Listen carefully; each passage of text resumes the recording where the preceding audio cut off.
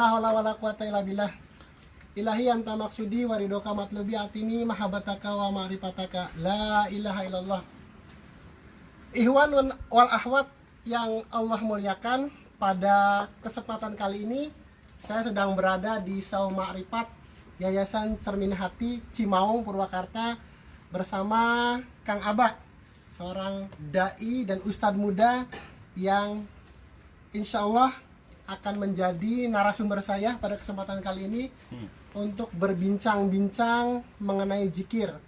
Tadinya saya sudah mempunyai konsep yang saya beri judul Anda Bertanya, CH Menjawab. Tapi untuk edisi pertama ini saya ingin mulai dari pertanyaan dulu. Pertanyaan, seingat saya yang masuk ke Cermin Hati ini saya dulu. Nah, Kang Abah nih sejak kapan ikut Cermin Hati? Saya diberikan ijazah zikir oleh Pak Gasa Guru itu tanggal 25 Oktober 2018. 25 Oktober 2018, artinya hampir 2 tahun ya? Ya, 2 tahun. 2 tahun. Nah, dari apa yang saya tangkap dari uraian-uraian Kang Abah, ini saya menangkap bahwa secara keilmuan Kang Abah cukup mumpuni, bahkan sangat mumpuni mengenai dalil, mengenai logika dan lain sebagainya. Lalu apa yang menjadikan Kang Abah ini tertarik untuk ikut thariqat yang mungkin sebelumnya di luaran sana belum terlalu dikenal oleh orang?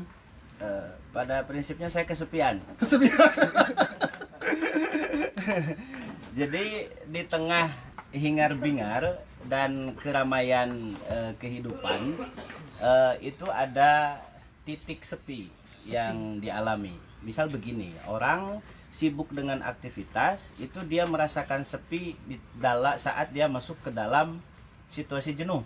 Nah, orang misalkan sibuk dengan pekerjaan, maka dia akan merasakan berbagai situasi sepi itu dalam keadaan stres. Nah, saya mengalami stres dalam agama sebenarnya. Mabok agama. Mabok agama. Karena begini, referensi saya banyak. Saya sejak kecil oleh orang tua saya diminta masuk pesantren. Sejak kelas 3 SD sampai kelas 3 SMA saya di pesantren. Dekat rumah sih, cuma nggak boleh pulang. Jadi saat saya pulang, biasanya almarhum bapak itu siap-siap dengan sapu lidi. Akhirnya saya kepaksa balik lagi ke pesantren, nggak jadi pulang. Nah, berbekal pengetahuan pesantren itu kemudian saya menelaah beberapa kitab. Kebanyakan dari kitab itu saya gurukan. Artinya saya berguru kepada para guru saya terdahulu untuk mengetahui ini sebetulnya Islam ini ngajarin apa sih sebetulnya kan? Ya. Nah, ternyata dari sekian banyak referensi itu, dari sekian banyak kitab-kitab itu hanya mampu menjawab pada titik pengetahuan. Ya. Hanya mampu menjawab pada titik ilmu, hanya mampu menjawab pada titik keluar, tidak mampu menyentuh hati, tidak mampu menyentuh dimensi terdalam manusia, yaitu hati. Nah, kemudian saya membaca sebuah kitab judulnya Hidayatul Adqiya. Itu di sana berbicara tentang sufisme, di sana berbicara tentang tasawuf, dan di sana dikatakan bahwa setiap ilmu, termasuk ilmu tasawuf, harus ada gurunya.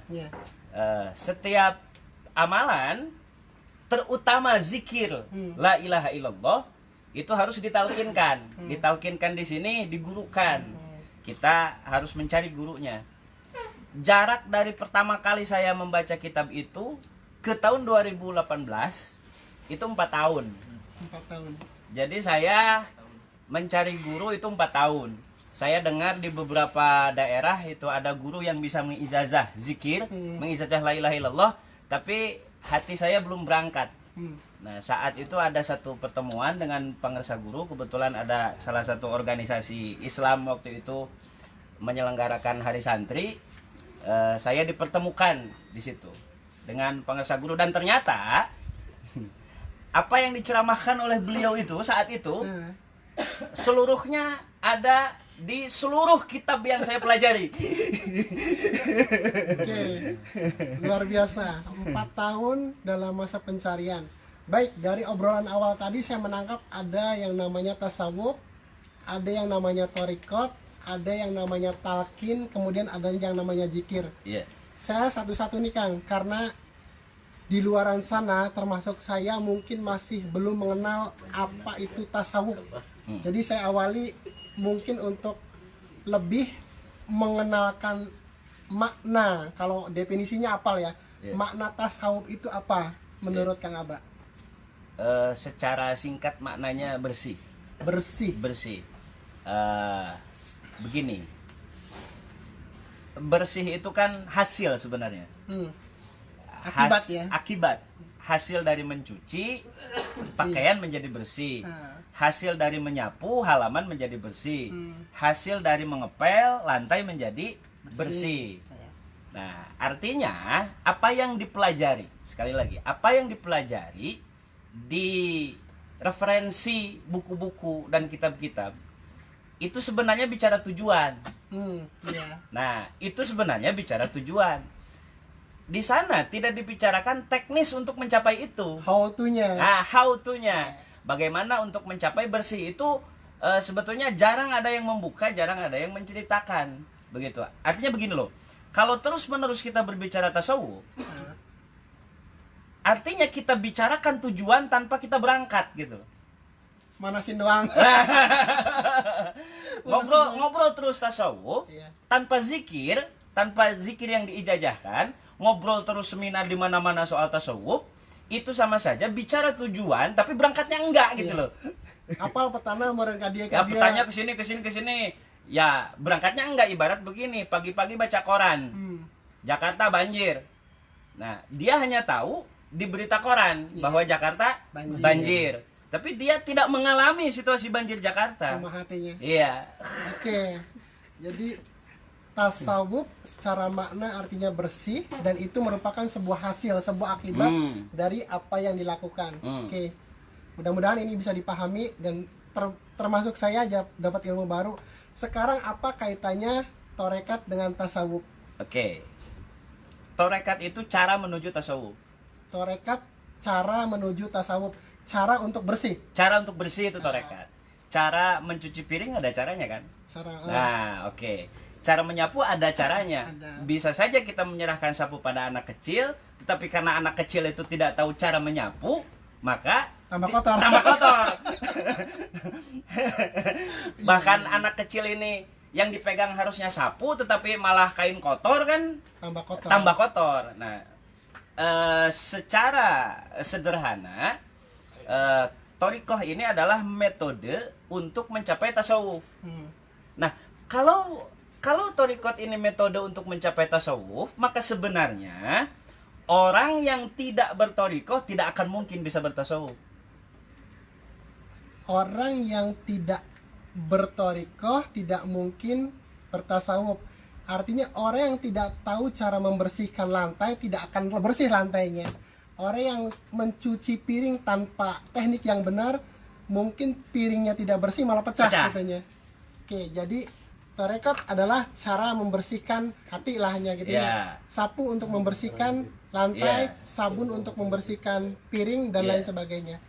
Oke, jadi dua sudah kita dapat nih malam ini. Yang pertama tadi tasawuf dan hubungan tasawuf dengan thoriqoh. Selanjutnya, salah satu amaliyah atau bahkan pokok amaliyah dari tasawuf, dari thoriqoh ini adalah zikir. Ya. Nah, zikir itu apa? Secara mungkin bisa lebih dieksplor zikir ini, karena kalau yang selama ini saya tahu dan mungkin juga jamaah atau orang-orang tahu bahwa zikir ya seperti itulah, hanya membaca, mengucapkan atau melafazkan sesuatu dengan hitungan sekian, kemudian ya sebagai rutinitas, dan kadang-kadang kehilangan ruhnya untuk zikir itu. Menurut Kang Aba gimana nih? kalau secara pemaknaan zikir itu kan ingat. Ingat. Zikir itu ingat. Maka objek zikir itu sebetulnya ingatan, satu itu. Satu itu. Terus kemudian lafaz zikir itu kan banyak. Ya. Lafaz zikir kita sebut sebagai bacaan. Ada bacaan la ilaha illallah, ada bacaan subhanallah, ada bacaan Allahu akbar, ada bacaan alhamdulillah. Oke. Nah, kalau kita sedikit agak kita korek maknanya, alhamdulillah itu kan segala puji bagi Allah. Artinya orang yang mengucapkan alhamdulillah dia ingin memiliki sifat terpuji. Dia ingin memiliki sifat terpuji dengan cara membaca alhamdulillah. Karena makna dari alhamdulillah itu adalah segala puji milik Allah. Sebetulnya milik Allah. Ya, sebetulnya milik Allah. Artinya dia membaca itu ingin memiliki sifat terpuji dari Allah. Itu tujuan. Lagi-lagi tujuan. Itu tujuan. Ya, itu tujuan. Terus kemudian subhanallah. Kalau kita terjemahkan maknanya, subhanallah ini memiliki makna maha suci Allah. Suci itu adalah hasil dari proses membersihkan, makanya suci. Lagi-lagi subhanallah itu tujuan. Iya. Ya kan? Nah, terus kemudian Allahu akbar. Allah maha besar. Orang yang mengucapkan Allahu akbar, dia ingin merasakan kebesaran Allah sehingga karakternya menjadi besar. Dalam konteks bahwa karakternya menjadi tidak terpengaruh oleh kehidupan karena dia besar.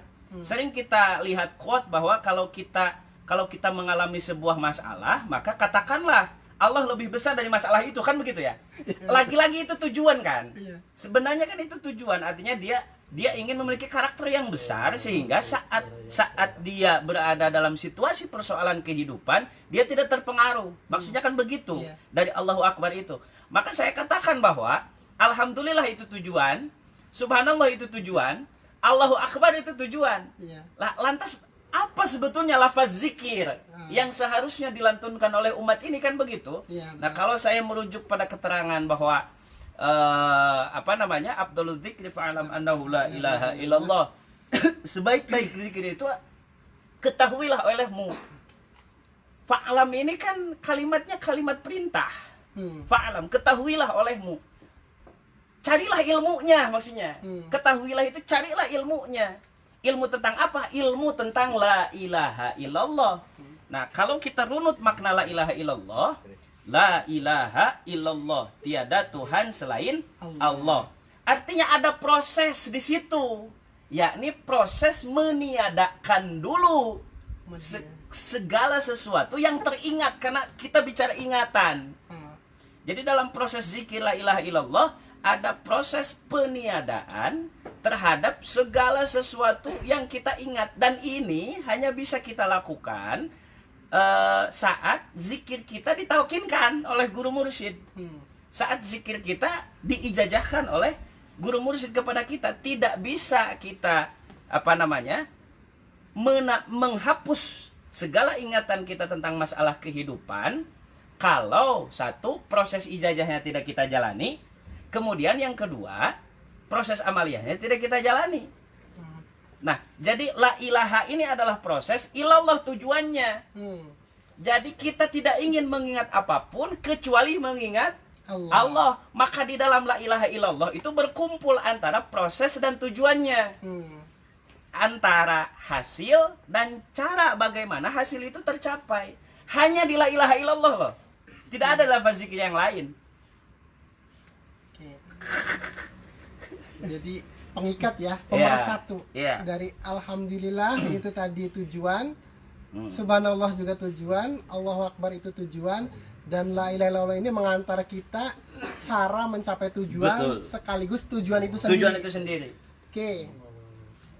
Tambah menarik obrolan kita malam hari ini. Dan satu lagi Kang, tadi yang sempat terlontar, itu mengenai talqin. Di luaran sana masih banyak yang bertanya-tanya talqin zikir itu apa sih? Karena yang sejauh ini kita mungkin di umum tuh dikenal talqin tuh kalau orang mau meninggal gitu ya. Ada ditalqin. Nah, ayeuna sekarang ini ada istilah talqin zikir. Itu tuh apa gitu sebenarnya talqin itu? Oke. Biasanya kan teman-teman kita dari kalangan muslim tradisional mengenal talqin mayit. Ya. Yakni orang yang meninggal di kuburan dibacakan kalimat bacaan-bacaan talqin kan begitu, umumnya begitu kan. Nah, bersandar pada keterangan lakinu mautakum bila ilaha illallah. Talqinlah oleh kalian, belajarkanlah, wurukeun cek Sunda nama.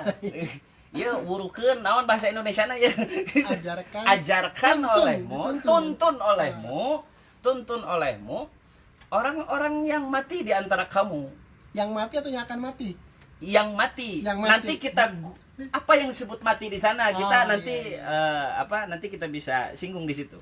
Lakinu mautakum, ajarkanlah olehmu orang-orang yang mati di antara kamu dengan kalimat la ilaha illallah. Sekarang begini, definisi dari mati itu menjadi sempit dengan hanya kita berkutat pada wilayah bahwa yang ditalkin itu adalah harus orang yang mati dulu. Sudah tidak bernyawa ya? Iya, sudah tidak bernyawa. Mati dalam arti sesungguhnya. Iya. Nah, sesungguhnya kalimatnya kan mautakum. Mautakum itu kalimatnya kalimat masdar. Kalau menurut gramatika bahasa Arab, mata yamutu mautan kan begitu. Mata itu sudah mati, yamutu itu akan atau sedang mati. Mautan ini tidak ada masa di sana. Tidak ada waktu di sana. Kalimatnya kalimat isim, kalimatnya kalimat nama. Nah, sehingga apapun, siapapun yang mengalami kematian dalam konteks apapun gitu loh. Jadi bukan semata kematian jasad. Bukan semata kematian jasad, hatinya yang mati itu harus diajarkan la ilaha illallah. Orang yang susah mengerjakan perbuatan baik itu harus diajarkan la ilaha illallah. Kemudian orang yang diliputi persoalan kehidupan sehingga dia tidak bisa merasakan kehadiran hatinya yang tenang, itu harus diajarkan la ilaha illallah juga. Iya. Jadi mati maknawi ya. Iya. Kalau orang mati ditegur tidak menjawab, dipanggil tidak menoleh, pun dengan hati kita ya. Ketika ada panggilan-panggilan kebaikan, kemudian hati kita tidak merespon, saat itulah sebenarnya hati kita sedang mati atau minimal sakit. Sakit ya. Minimal sakit. Jadi itu makna talqin. Mungkin dari teman-teman jamaah ada yang mau bertanya sebelum saya lanjutkan? Lanjut dulu, siap. Jadi zikir ini oke ya. Jadi ada banyak nih. Tadi tasawuf kaitannya dengan torekat, kemudian zikir itu apa, kemudian talqin. Nah, sekarang ada pertanyaan-pertanyaan di umum nih, Kang.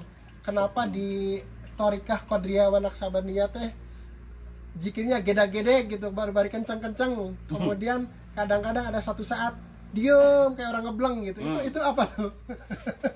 Ada dua cara zikir di Torikoh Qadriyah Naqsabandiyah. Yang pertama itu zikir jahar. Zikir dengan suara kencang. Lafaz zikirnya la ilaha illallah. Nah, kenapa harus keras? Karena zikir itu untuk membangunkan sesuatu yang tertidur dalam diri kita. Unsur ilahiyah manusia, unsur ketuhanan manusia itu tertidur. Bahasanya bisa tertidur, bisa terkunci, bisa terpenjara, bisa tertutup. Nah, karena itu membutuhkan media suara yang keras untuk mengaktifkan itu. Bentar. Jadi ketika kita zikir kencang itu bukan berarti biar Allah dengar kan? Bukan berarti biar Allah dengar, karena Allah kan maha mendengar. Dengan tanpa atau dengan Iya. suara pun tetap dengar kan? Tetap dengar, tanpa suara pun Allah tetap dengar. Iya. Segala macam hal yang terbesit di dalam hati atau pikiran itu Allah tahu. Iya. Nggak perlu kita repot pakai toa sebetulnya. Nah, tetapi yang dimaksud dari zikir suara kencang ini kan bukan untuk Allah. Iya. Ibadah pun kan seluruh rangkaian ibadah itu bukan untuk Allah. Loh, untuk kita kok. Iya. Problemnya satu. Seluruh rangkaian ibadah itu nggak pernah kita rasakan karena unsurnya nggak nyambung. Iya. Ya, seolah-olah ibadah itu untuk nanti gitu Ya, ya. untuk nanti. Padahal ibadah itu kayak kebutuhan kita makan ya. Kalau kita ibadahnya benar, seperti kita makan bergizi pasti akan kenyang dan menyehatkan.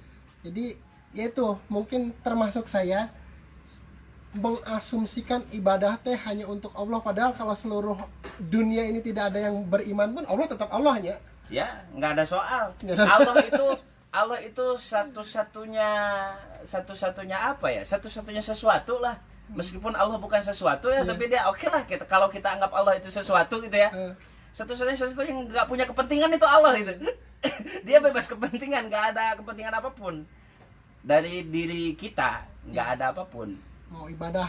Mau ibadah monggo, nggak juga nggak apa-apa, gue nggak masalah kata Allah. Iya. Nah ini yang banyak sekali mungkin pemahaman atau persepsi dari sebagian kita bahwa ibadah itu untuk Allah, sholat untuk Allah, puasa untuk Allah, zakat untuk Allah, padahal itu harusnya kembali kepada kita sehingga ibadah tuh bukan lagi dipandang sebagai kewajiban, tapi sebagai kebutuhan kita, termasuk zikir tadi ya. Kebutuhan, karena orang itu sesungguhnya butuh tenang. Butuh tenang. Manusia itu membutuhkan ketenangan. Pekerjaan membuat dia tidak tenang, seluruh rangkaian kehidupan membuat dirinya tidak tenang. Maka lahir agama di situ.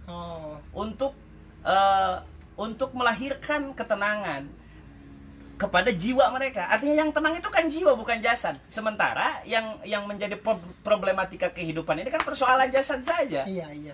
Nah, makanya agama lahir untuk mengurus wilayah-wilayah rohani. Sehingga wilayah rohani ini tidak ikut-ikutan repot. Tidak ikut-ikutan repot tentang KTBLC persoalan kehidupan gitu loh. Iya. Makanya diajarkan bagaimana zikir ini kencang agar unsur ilahinya muncul.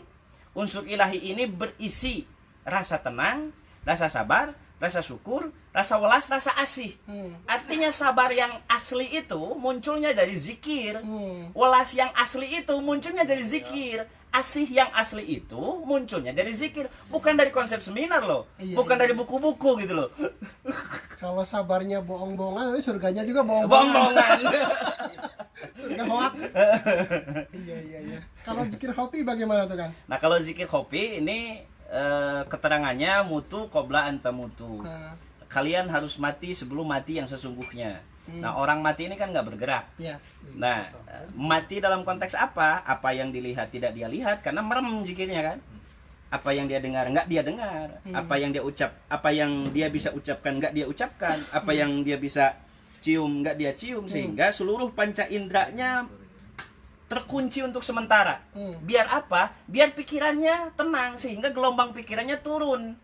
Tadinya pikiran ini stres luar biasa karena input atau lobang yang bisa mempengaruhi pikiran ini ditutup sementara. Empat panca indera ini ditutup sementara, lahirlah ketenangan pikiran. Nah, selain metode tadi juga melahirkan ketenangan, zikir jahar dengan suara yang kencang. Metode zikir khafi atau zikir ismu dzat itu juga melahirkan ketenangan karena seluruh lubang-lubang yang bisa mempengaruhi hati dan pikiran itu ditutup sementara. Kalau ada yang teringat di situ, maka diarahkan ke hati. Hatinya dilatih untuk selalu menyebut asma Allah. Allahu Allah, Allahu Allah, Allahu Allah. Secara terus menerus dan konsisten. Oke. Zikir jahar, zikir hobi ya. Nah, tadi ada satu yang menarik nih. Tenang. Jadi tenang itu sebenarnya fitrah manusia ya. Fitrah manusia itu tenang. Manusia tuh insun yang artinya harmonis. Harmonis itu adalah ketenangan tadi ya. Betul. Baik. Jadi Ikhwan wal Ahmad, saudara-saudara sekalian yang sedang menyimak acara ini, itu episode pertama kami untuk live dalam acara ngopi ngobrol perkara iman ya. Iya. Pas Mudah-mudahan banget rokoknya habis, tinggal satu lagi. jadi alhamdulillah ini adalah semoga menjadi awal bagi kita, bagi kami di sini untuk mensiarkan Amin. apa amin, itu amin. tasawuf, apa itu torekot, apa itu zikir, apa itu talqin, sehingga tidak ada lagi salah persepsi yang menganggap bahwa torekat itu adalah ajaran baru. Insya Allah ketika semua orang sudah mengenal, seperti Pangersa Guru bilang, akan menjadi baru ajaran. Ketika kita sudah mengenal kayak Kang Aba ini sudah tahu sedemikian banyak ilmu lahiriah dalam tanda kutip, akan semakin lengkap ketika kita belajar tasawuf, kita mengamalkan torekat, sehingga kita tahu hakikat zikir, fungsi zikir, dan akhirnya sampai pada titik harmonis, pada titik ketenangan tadi ya Kang ya. Baik, itu saja rekan-rekan dan sahabat sekalian, semoga ini bermanfaat. Billahi taufiq wal hidayah. Wassalamualaikum warahmatullahi wabarakatuh. Waalaikumsalam warahmatullahi wabarakatuh. Berapa menit? Itu belum mati. 25 menit. Yang edit.